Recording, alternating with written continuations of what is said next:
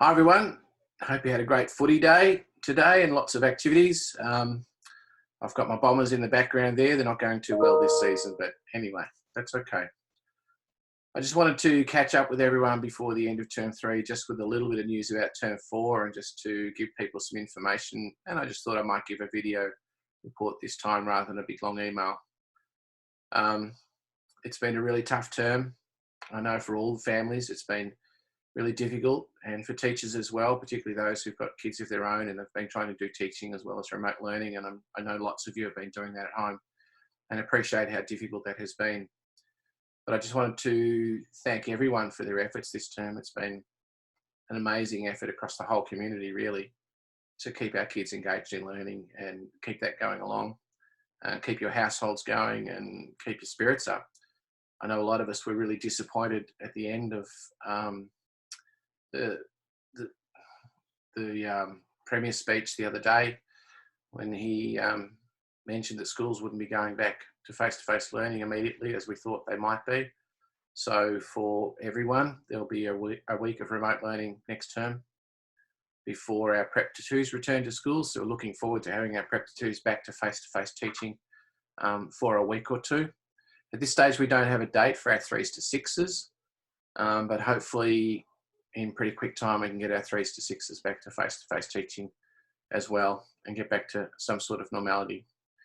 We will send you some information during the holidays about, perhaps even in the first week of term 4, about what term 3 will look like logistically, how we'll get the kids in and out, because we do need to do temperature testing for 900 kids, which is going to be an interesting task for us if we have all the kids back at school, and a few other things we need to have to think about. I just want to talk to parents too about our focus for term 4 and what that will be.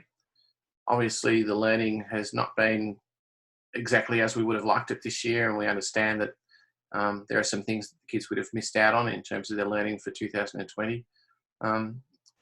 And to catch up to that place where they would have been had COVID not happened is going to take us quite some time. There's maybe 18 months of catch-up time before these kids will be back to where we would have liked them to be.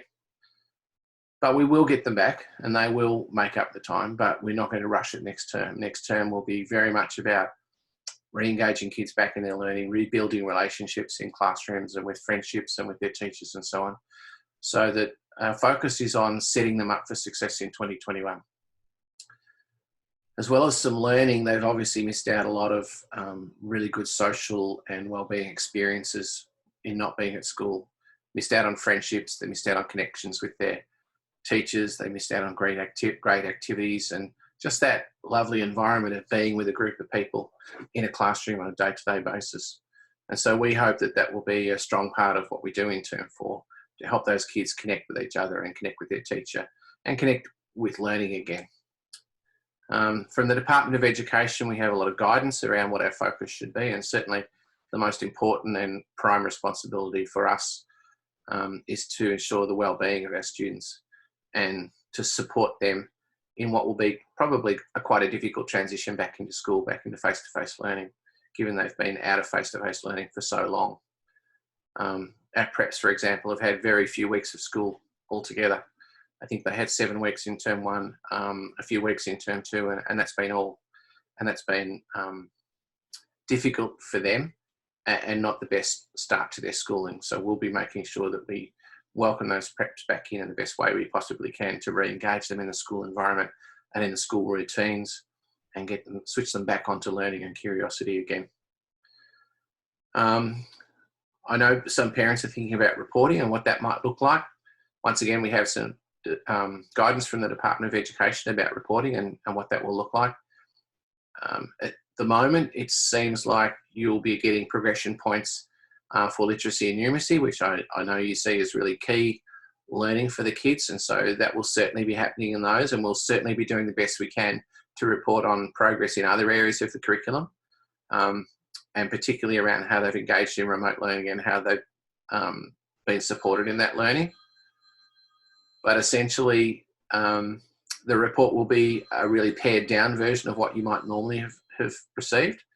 We will also have an opportunity for parent-teacher interviews, and once again, we can't have parents coming on site, And we feel like the parent-teacher interviews online worked really well last time at the half year.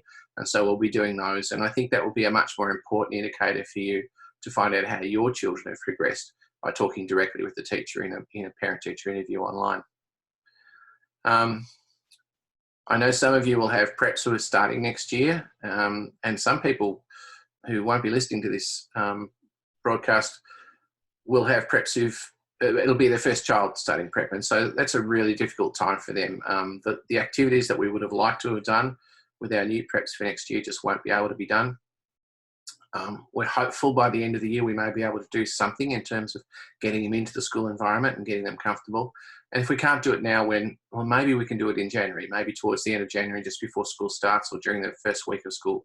We can do some really good transition activities to make sure that those kids can transition into school effectively. Transition for grade 6s is really quite difficult as well. And so I know the secondary schools are doing a lot of work in how they might support year 6 students to come into year 7 successfully for next year. And each of your secondary schools that your year 6s are going to will send you information about those sorts of activities. And I encourage you to get involved in as many of those as you can.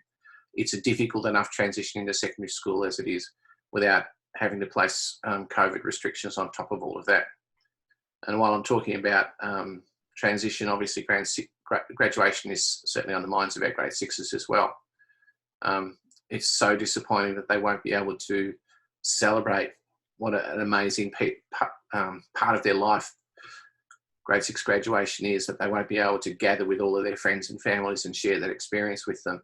I can't see there's any way that by the end of the year we'll be able to have 450 or 500 people in the gym for a full graduation ceremony. And so we're going to have to think creatively about how that happens, but we will certainly do whatever we can to help our year 6s celebrate their amazing life transition, I guess, from year 6 into year 7 and prepare them for success in that process. That's probably about it. So just to clarify the dates, when we come back from the holidays, it will be remote learning for a week for all students. There will still be remote learning available, on-site learning available for those students who meet those criteria, which is pretty much the students who have up until now been meeting those criteria. From the 12th of October, our Prep to 2 students will be fully back to on-site learning. And at that stage, remote learning for those students ceases. So we would expect all families to be sending their Prep to 2 students to school during that period. And then at some date down the track, we're hopeful that in a week or two after that, our year 3s to 6s will return to school and we can welcome them into the school environment and get back to face-to-face teaching as well. So all going well, within the first 3 or 4 weeks of term 4, we will have all of our students back in school and learning back to as normal as possible. But I do want to stress again, we are not going to get our kids back and smash them with a whole lot of tests. We are not going to get them back and just go literacy, numeracy, literacy, numeracy. That's not how our school works. It's not how kids' brains work, and it's not going to be the most important work for us. The most important work for us is to make sure that our kids and our families and our community are well, and that our transition back to school goes well, that our staff are feeling comfortable in what their job is ahead in term 4, that we start the process of catching up on the learning, but most of all, we engage in the process of connecting kids back to learning, to rebuilding those relationships, making sure that they have a successful term 4 so they can come back next year in term 1 and really hit the learning hard when we're ready.